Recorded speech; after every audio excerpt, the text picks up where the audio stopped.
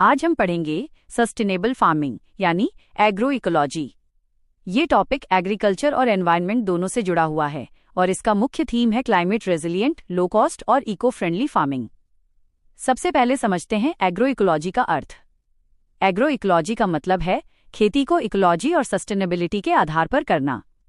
इसमें खेती के लिए नेचर के प्राकृतिक प्रोसेस का उपयोग किया जाता है, जैसे मिट्टी की उर्वरता बढ़ाना, कीट नियंत्रण करना और पानी बचाना। इसका उद्देश्य है कम पर्यावरणीय नुकसान के साथ हाई प्रोडक्टिविटी प्राप्त करना। अब सवाल है कि भारत के लिए ये इतना जरूरी क्यों है। भारत में आज खेती कई गंभीर समस्याओं से गुजर रही है, जैसे soil degradation, ground water depletion, chemical fertilizer और पेस्टिसाइड का ओवरयूज और क्लाइमेट चेंज के कारण सूखा व बाढ़ जैसी आपदाएं।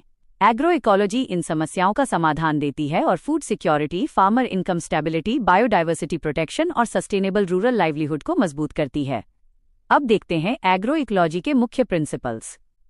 सबसे पहला है सॉयल हेल्थ फोकस। इसमें कंपोस्ट, ग्रीन मैन्योर और क्रॉप रेसिड्यू का उपयोग किया जाता है। साथ ही मिनिमम टिलेज अपनाकर मिट्टी की स्ट्रक्चर को सुरक्षित रखा जाता है।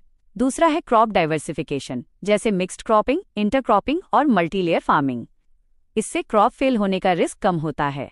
तीसरा है नेचुरल पेस्ट मैनेजमेंट, जिसमें बायोपेस्टिसाइड, नीम आधारित इनपुट्स और बेनिफिशियल इंसेक्ट्स का उपयोग होता है, जिससे केमिकल पेस्टिसाइड पर निर्भरता घटती है। चौथा है वाटर एफिशिएंसी, जैसे mulching, drip irrigation, rain water harvesting और माइक्रो इरिगेशन।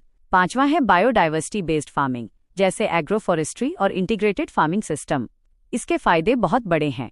ये मिट्टी में ऑर्गेनिक कार्बन बढ़ाता है, किसानों की इनपुट कॉस्ट कम करता है, सूखा बाढ़ के खिलाफ रेजिलियंस बढ़ाता है, ग्रीन हाउस गैस एमिशन घटाता है और न्यूट्रिशनल सिक्योरिटी को भी बढ़ाता है, क्योंकि विविध फसलें उगाई जाती हैं। लेकिन इसमें कुछ चुनौतियां भी हैं। शुरुआती ट्रांजिशन फेज में यील्ड कम हो सकती है, किसानों में जागरूकता और ट्रेनिंग की कमी है, ऑर्गेनिक प्रोड्यूस के लिए मार्केट लिंकेज कमजोर है, सर्टिफिकेशन कॉस्ट ज्यादा है और बायो इनपुट्स की उपलब्धता सीमित है।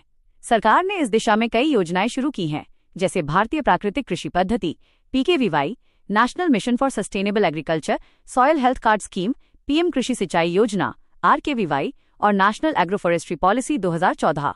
वे फॉरवर्ड में जरूरी है कि किसानों को ट्रेनिंग दी जाए, गांव स्तर पर बायो इनपुट यूनिट्स बने, मिलेट्स और पल्सेस जैसी फसलों को MSP सपोर्ट मिले, FPO के जरिए ब्रांडिंग और मार्केटिंग मजबूत हो।